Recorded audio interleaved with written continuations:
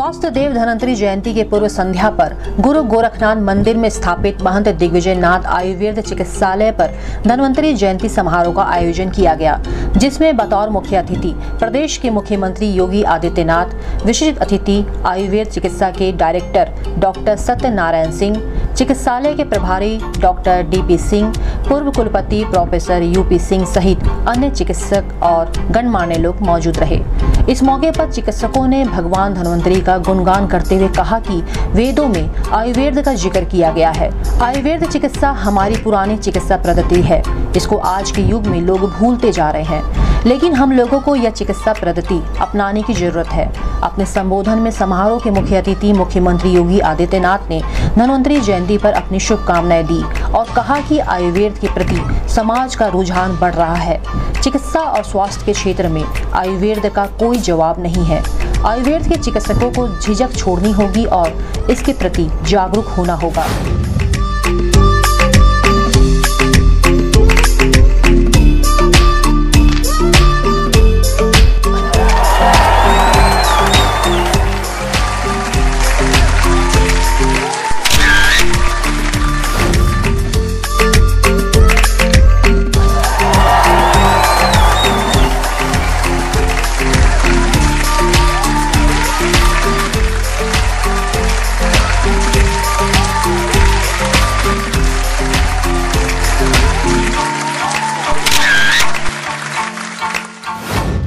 Hello दोस्तों, मैं हूं गैप श्रॉफ और आप देख रहे हैं मेरे चैनल गैप श्रॉफ और आपका मेरे चैनल में बहुत बहुत स्वागत है।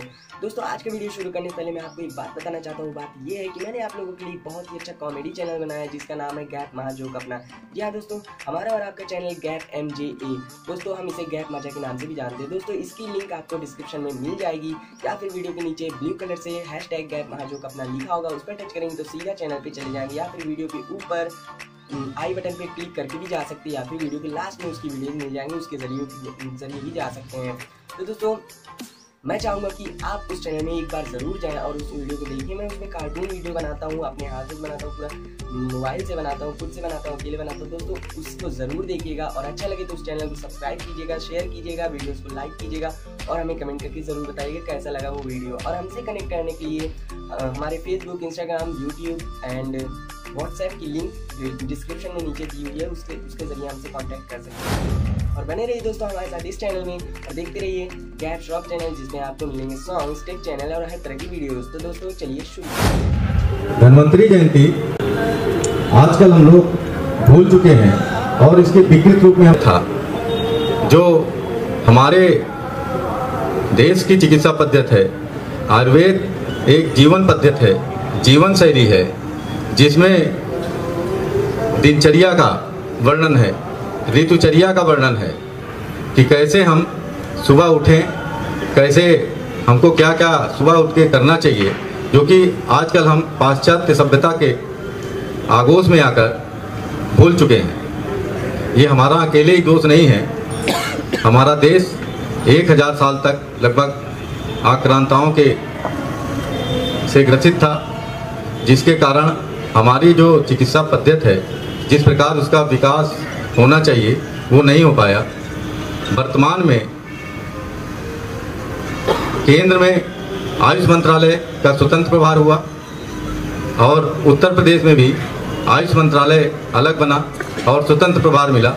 माननीय मुख्यमंत्री जी के निर्देशन में उत्तर प्रदेश में आयुष के विकास के लिए विभिन्न कार्यक्रम चलाए जा रहे हैं और पिछले 6 महीनों में हमने आयुष आपके द्वार के माध्यम से, आयुष जन स्वास्थ्य के माध्यम से और स्कूल में स्वास्थ्य के लिए और वनौषधि प्लांटेशन के माध्यम से किसानों को वनौषधियों की सम्मेलन कराकर उनको ज्ञान देने के माध्यम से स्कूलों में आयुर्वेद का हमारे चिकित्सक जा करके ज्ञान देने के माध्यम से इसको प्रचारित किया। और आज की तारीख में आयुर्वेद जो अपना स्वरूप हो रहा था, आपके निर्देशन में, आपके संरक्षण में पुनः आगे बढ़ रहा है।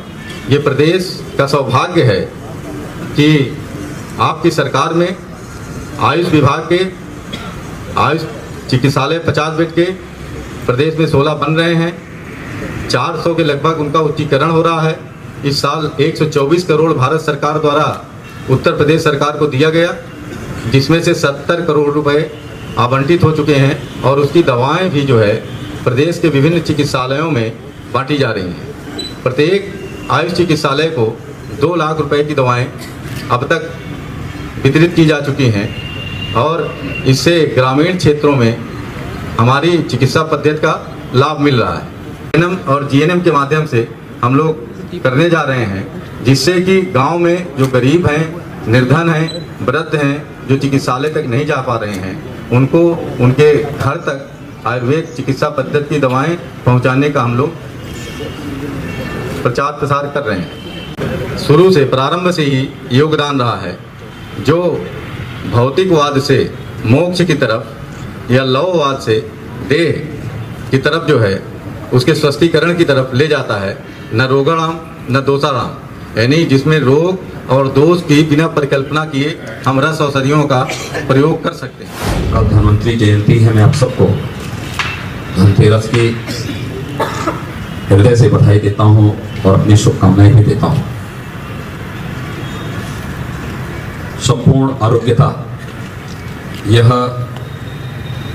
भारत की इस प्राचीन स्वास्थ्य पद्धति के माध्यम से प्राप्त की जा सकती है।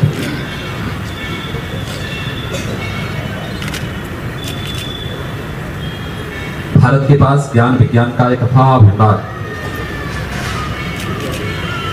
विरासत में प्राप्त हुआ है, लेकिन अपने ज्ञान विज्ञान की इस विरासत का जानकारी के अभाव में समुचित उपयोग हम नहीं कर पाए हैं। हम स्वास्थ्य सुविधाओं की बात करते हैं। आजादी के बाद हर क्षेत्र में काफी परिवर्तन हुआ, लेकिन बढ़ती हुई आबादी के अनुपात में विगत 4-4.5 वर्षों के अंदर जो कार्य हुआ वह अत्यंत ही अतुलनीय है, सराहनीय है और अभिनंदनीय है। योग की परंपरा को अंतर्राष्ट्रीय मान्यता मिलना, आयुष अपने आप में एक मंत्रालय के रूप में देश के अंदर सफलतापूर्वक कार्य करना, वेलनेस सेंटर के रूप में प्रत्येक गांव और कस्बे में स्वास्थ्य के प्रति व्यापक जागरूकता का एक नया अभियान चलाना, अलग अलग चिकित्सा पद्धतियों के माध्यम से संपूर्ण आरोग्यता के लक्ष्य को प्राप्त करने की दिशा में जो कार्य हुआ, उस कार्य में भारत की परंपरागत चिकित्सा पद्धति आयुर्वेद की बड़ी भूमिका हो सकती है। और मुझे लगता है कि आयुर्वेद से जुड़े हुए जो वैद्यगण हैं, चिकित्सकगण हैं, सबसे पहले उन्हें इसके बारे में स्वयं तैयार होना होगा। मेरा मानना है कि देश के अंदर जब मेडिकल टूरिज्म की हम बात करते हैं, जो आयुर्वेद, योग और नेचुरोपैथी को मिला करके एक संपूर्ण स्वास्थ्य पद्धति का निर्माण करते हुए हम पूरी दुनिया को भारत के पास संपूर्ण आरोग्यता के लिए एक मंच उपलब्ध करा सकते हैं। व्यापक कार्य हो सकता है। सरकार अपने स्तर पर प्रयास कर रही है, निजी संस्थाओं को और खासतौर पर आयुर्वेद से जुड़े हुए वैद्य और चिकित्सकों को इस दिशा में नए प्रयास किए जाने की आवश्यकता है, क्योंकि वह सब कुछ आपके पास मौजूद है।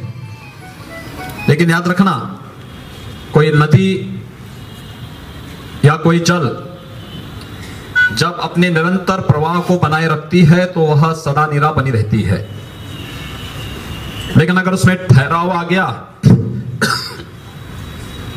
और उसको निरंतर सफाई करने की उचित व्यवस्था न हो तो जल में सड़न होने लगती है।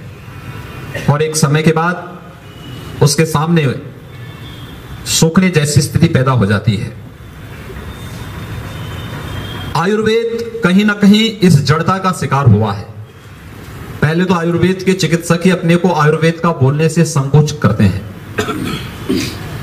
दूसरा, आयुर्वेदिक पद्धति के माध्यम से उत्तम आरोग्यता कैसे प्रदान की जा सकती है, इसके बारे में जो प्रयास होने चाहिए उस दिशा में उन प्रयासों के बारे में समय समय पर अपने अनुभवों को नोट करना और फिर आवश्यकता आने पर उसको समाज के सामने भी व्यक्त करना।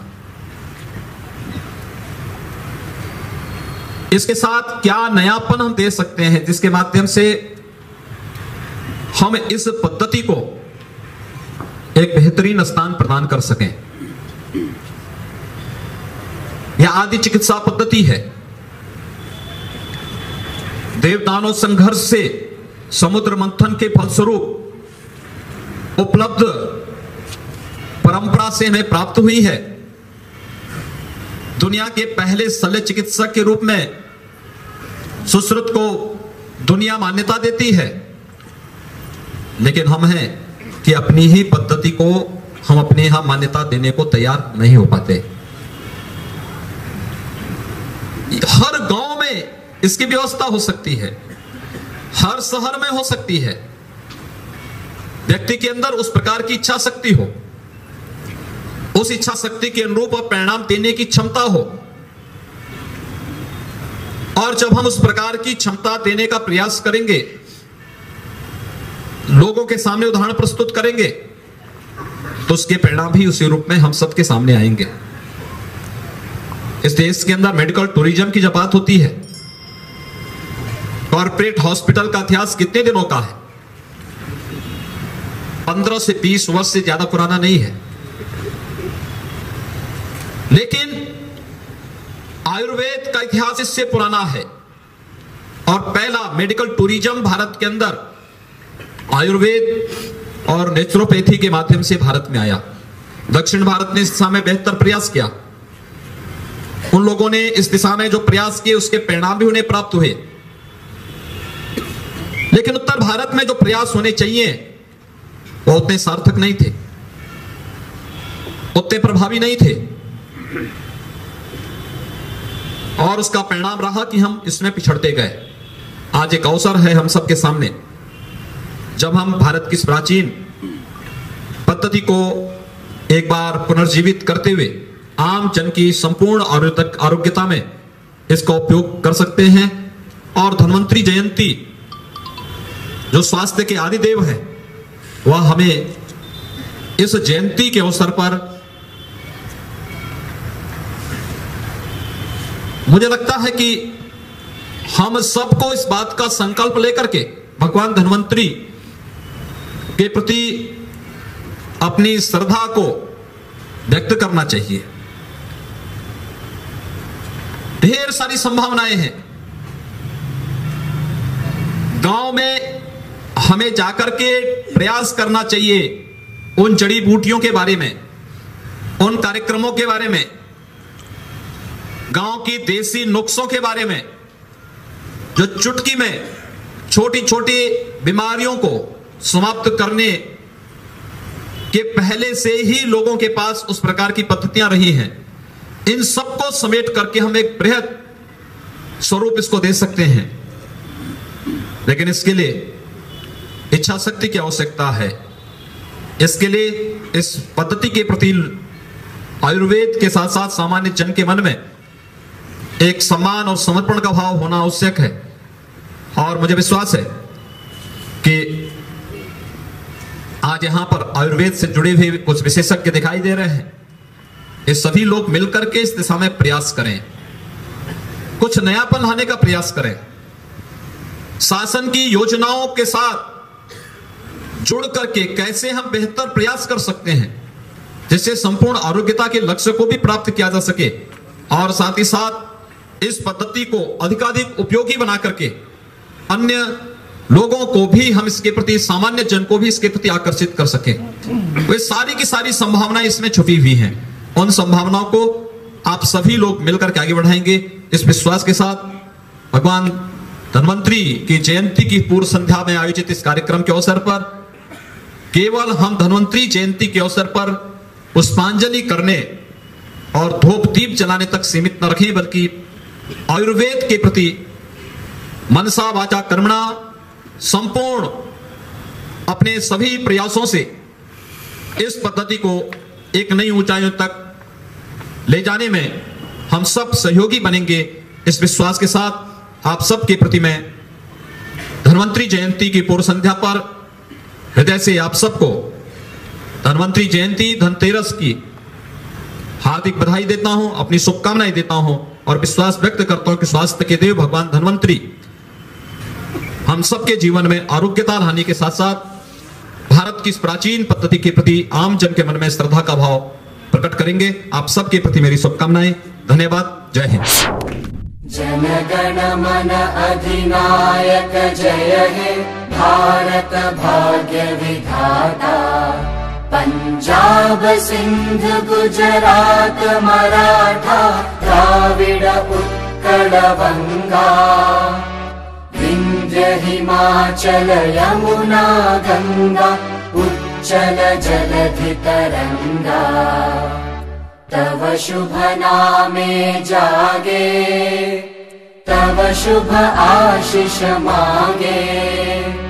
गाहे तव जय गाथा जन गण मंगलदायक जय हे भारत भाग्य विधाता।